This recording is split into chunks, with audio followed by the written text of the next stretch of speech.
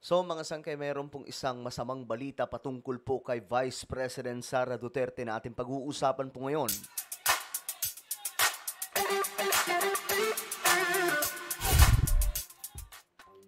Hello guys, this is me, Sangkay Janjan. I'm back. So ito nga mga sangkay, pag-usapan po natin itong patungkol po kay Vice President Sara Duterte dahil nga po pinipilit na tanggalin o i-dismiss itong impeachment complaint laban po kay Vice Presidente Sara Duterte. At ngayon nga mga sangkay, meron pong bad news no tungkol dyan. At I'm sure ikalulungkot ito ng mga taga-suporta ni dating Pangulong ni VP Sara at ni dating Pangulong Rodrigo Duterte. Anyway guys, bago tayo magsimula, paki-subscribe po muna yung ating YouTube channel. Tayo po ay 1.52 million subscribers na. So another 10,000 na naman mga sangkay ang nadagdag sa atin. So kung ikaw ay nais mong mapabilang sa dumaraming mga solid sangkay, makikita nyo po yung subscribe button sa baba ng video na to. I-click nyo lamang po yung subscribe, i-click ang bell, at i-click nyo po yung all. Sa mga nanonood po sa Facebook, i-follow nyo po yung ating Facebook page. Okay guys, ito na nga, pag-usapan po natin ito. Ito po ay bad news kay Vice President Sara Duterte. Alam nyo kasi ako kung tatanungin nyo ako, ano ang posisyon ko dyan, from the very start na napag-usapan po itong patungkol sa impeachment complaint against kay Vice President Sara Duterte, consistent po tayo na ayaw po natin yan. Same po kay PBBM, ayaw din po niya ng impeachment na yan. Kaya nga lang, mga sangkay, ito na nga pong nangyari. Naroon na po sa Senado. So, ang ibig sabihin, kung nasa Senado na, kung babasahin po natin ang Constitution, at kung susundin ng Senado, kung hindi po sila mga inutil, kailangan po nila mag-proceed na to impeachment trial. Kaya nga lang mga sangkay, ang nangyari, ibinalik po nila itong articles of impeachment, ibinalik po doon sa House of Representatives. Ngayon, eto ang nangyari. Ang akala siguro nila mga sangkay, katapusan na po nun, eto yung bad news. Ayon po dito, House Prosecution Panel sa impeachment ni VP Sara, active and alive, buhay na buhay. So, hindi pa po nadidismiss itong impeachment laban po kay VP Sara at posible po itong tumawid papunta po sa 20th Congress. Ayon po dito, iginiit na House Prosecution Panel na tuloy pa rin ang impeachment ni Vice President Sara Duterte. Yun lang mga sangkay. Yun yung bad news. Tuloy pa rin ang impeachment laban po kay VP Sara. At hindi ko nga alam mga sangkay kung paano po. Parang yan kayo yung mga judge, di ba? Kayo yung mga judge. Sabi pa nga ni Senator Lacson, kayo yung mga judge. Pero ang ginawa nyo sa inyong, sa kaso na hawak nyo, imbis na bukay kayo nyo kung ano ba talaga yung totoo, binalik nyo. Ang bihira. Papaano kayo naging Papaano sila naging mga judge? Kasi ang mga senador ang tatay yung senator judge sa impeachment trial. Pero dito mga sangkay, kanya-kanya pong palusot. Alam nyo, ginagamitan po nila ng mahika para lamang po makalusot na hindi matuloy ang impeachment. At alam nyo guys, to be honest, nagtataka din po ako, bakit tila baga iwas na iwas sila sa impeachment? Mayroon bang mga tinatago? Diba? Mapapatanong ka rin po talaga So, tuloy pa rin ang impeachment kay VP Sara kahit na nagkaroon ng pagbabalik sa kanila ng articles of impeachment at pag-i-issue ng writ of summons sa kampo ng pangalawang Pangulo sa atas ng Senate Impeachment Court.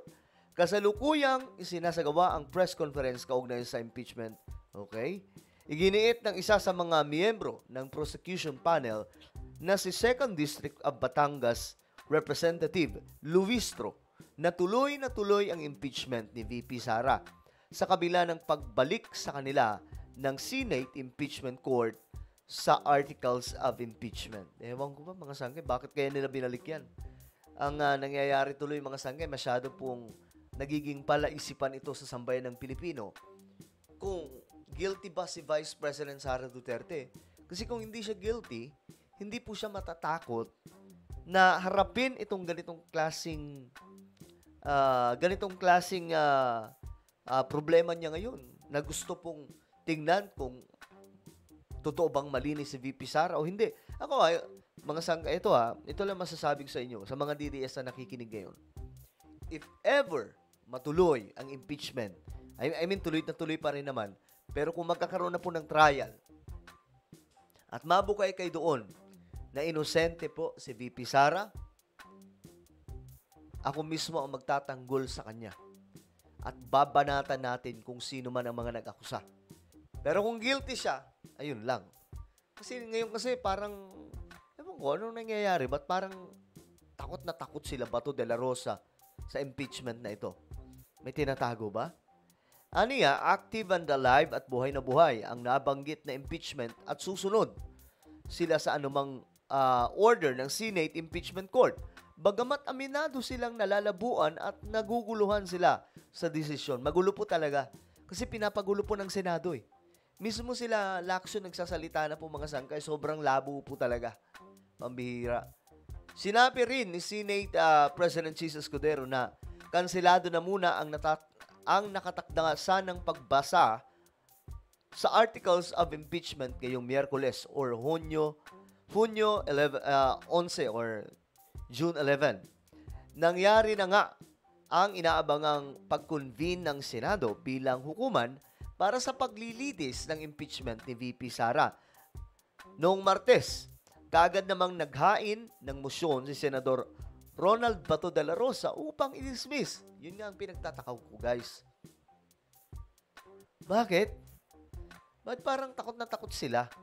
Alam nyo, ganito lang yan. Kung wala po talagang kasalanan si VP Sara, napakadali lamang po niyan, mga sangkay, na kumbaga ilang paso itong impeachment na ito.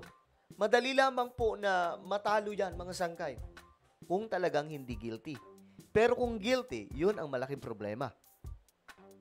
Di ba? Pag guilty, alam nyo ang mangyayari kung guilty si VP Sara. Kasi, may social media na. Pagdating po sa impeachment trial, makikita po talaga yan kung ano talaga ang totoo. Kasi magbabase po doon sa ebidensya eh. At since may social media ngayon, maninilikado po si VP Sara kung guilty siya. Kahit pa po mas marami yung mga senador na boto kay VP Sara. Kasi nga po, kapag hindi po nila nilaglag si VP Sara at kita naman po sa mga ebidensya, yung halimbawa may ginawa si VP Sara ng kalokohan, mismo mga taong bayan ang sisigaw laban po sa mga senador. So matatakot po dyan yung mga senador. Okay? At I'm sure marami po mga DDS ang maliliwanagan kapag nangyari yon. Kung may ebidensya at kung totoo ang sinasabi ng mga nag-aakusa kay VP Sara. Pero ito lang din ang yung pangalawang pwedeng mangyari kung hindi po guilty si VP Sara at makita po natin na talagang hindi totoo yung mga paratang. Ang maninilikado dyan, yung mga nag-file ng impeachment complaint. Yun, sila Romualdez. Yari sila dyan. Diba? Pero mga sangkay, tandaan po natin, hindi po magpa-file ng impeachment kung wala pong pinagbabasehan. Ibig sabihin, meron po silang bulto-bultong ebidensya. At yun, marahil, ito kapansin-pansin kasi si Bato talagang ayaw niyang ituloy ito eh. Ayan po, kaagad naman naghain ng motion sa Senador Bato de la Rosa upang i-dismiss ang kaso ng impeachment laban kay VP Sara na sinang-ayunan naman ni Senator Bongo at Robin Padilla. Kilala ang tatlo bilang Duterte Block sa Senado. Mga senador na bukas na sumuporta kay dating Pangulong Rodrigo Duterte. Binatikos naman ito ng minority sa pangunguna ni Coco Pimentel at Hontiveros ang naturang motion. Naglatad din ng kanilang mga argumento ukol dito sina. Okay. So, ayun na nga po mga sangkay. Dami pong nangyari. Muntik pa pong birahin mga sangkay si Villanueva ni Robin Padilla. So, ewan ko ano ba ang nangyayari dito sa Senado. Pero, ayun na nga po mga sangkay. Kung wala po talagang kasalanan, bakit naman magtatago? Bakit naman kailangan pang harangin yung impeachment? Hindi! Let's go! Diba? Let's get ready to rumble! Kumbaga mga sangkay, go ahead! Pero, kapansin-pansin na parang takot eh. 'Di ba? Well, ano po ang inyong opinion? Ito po ay medyo masamang balita mga sangkay. Hindi pa po tapos ang impeachment. Buhay na buhay pa. Alright, ano po ang inyong opinion? Comment down below. Meron po tayong YouTube channel, Sangkay Revelation. Hanapin nyo po ito ngayon sa YouTube. Kapag nakita nyo na, i-click nyo po yung subscribe, i-click ang bell, at i-click nyo po yung all. Ako na po ay magpapaalam, mag-iingat pong lahat. God bless everyone.